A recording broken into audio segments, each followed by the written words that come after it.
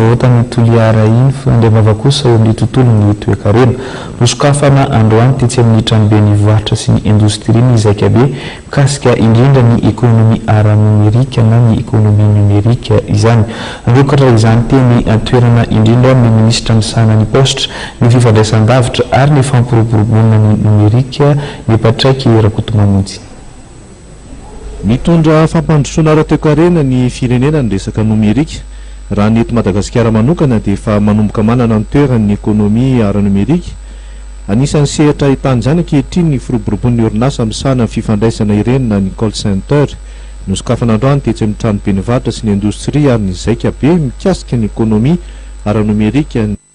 Nanokatra izany tena toerana moa androany ny ministra misahana ny postra ny fifandraisan-davitra ny fampiroboroana ny numerika ny Patraiky Rakotomamonjy. Voalohany no misy izy eto a Madagasikara fantatsika fa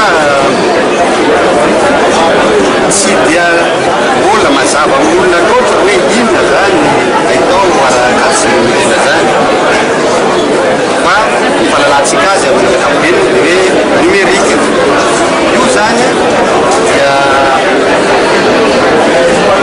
misahana ny resaka teknolojia vaovao rehetra ary misy manomboka zany amin'ny fikarohana ka mitarika fampandrosoana zany fikarohana vaovao zany dia ny teknolojia vaovao ny fampiasana zany zany fitambarana zany zavatra rehetra zany no ampalalana antsika androany.